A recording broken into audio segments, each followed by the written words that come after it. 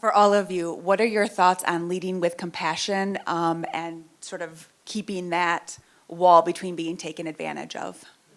I'm going to steal Fabi's notes again because I have approached a couple different conversations on servant leadership, starting with we've adopted at VARC, or I have, and so I guess inherently everybody else adopts this tone of empathy meets accountability.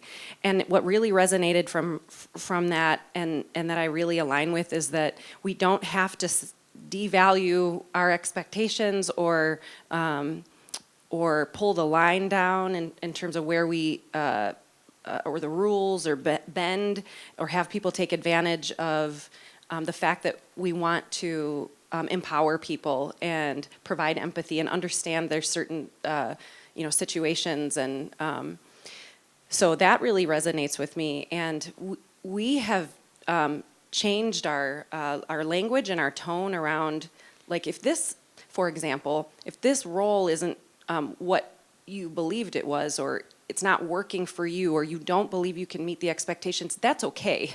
We don't hold that against you. You might not be working here for very long, but it's okay. It's not problematic. You don't have to feel bad for it. And so it's a little bit of a different shift. Our expectations haven't changed. We still need somebody to do this work. Like, that's very important. We'll help you get there. We're going to do whatever we can to do that. But it doesn't mean that we don't hold you accountable any longer, or we don't value the role of the position like we did before. That's the change that we've kind of had to take. Yeah, I would say clarity is kind, right? Setting really clear expectations around how do we engage, what are our values as an organization, as people who work together? What do those look like in action? What does it feel like, sound like, and look like to live out those values?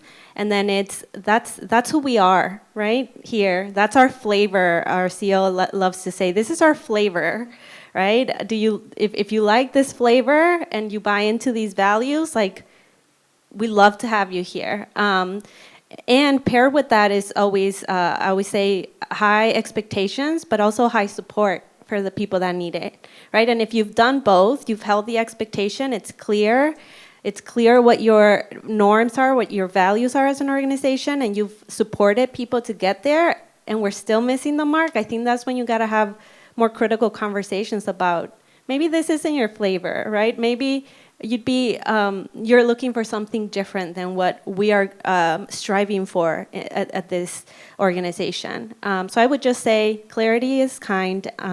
Be really clear about your values and what that looks like, sounds like, feels like, and support people to get there. Yeah, lastly, I would say it comes down to mutual respect, right? You have to have mutual respect with your colleagues, within the organization.